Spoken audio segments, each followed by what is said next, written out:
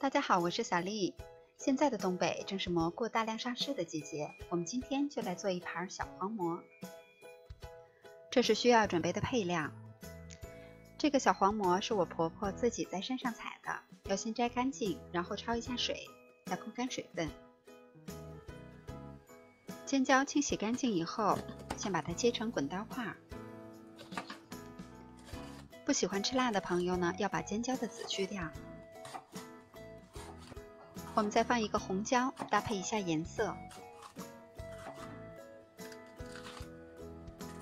切好以后放到盘子中备用。另外准备少许的葱花和蒜末。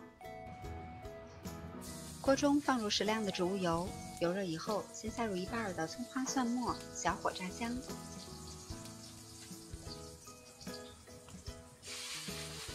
然后下入蘑菇，快速的翻炒几下，炒匀。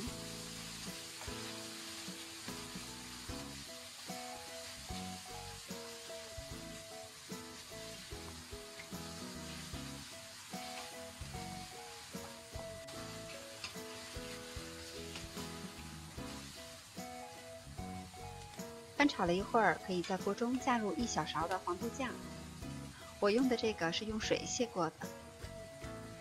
然后翻炒均匀，炒出酱香味儿。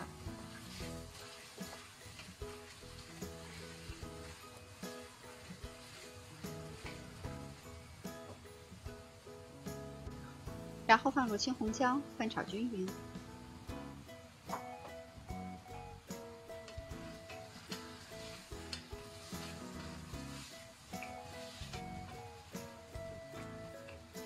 我们刚才放的酱呢是比较少的，所以还需要调下味儿。加入一点生抽，适量的盐，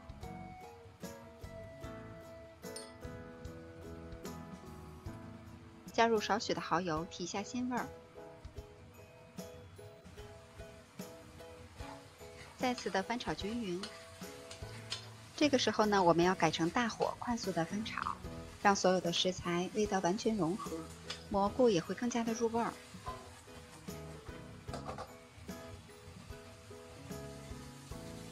最后，我们再撒上剩余的葱花和蒜末，快速的翻炒2下，就可以出锅装盘了。这份来自大自然的馈赠和婆婆的辛苦采摘，还有我家先生的巧手一做，真的满满的一盘都是爱哟！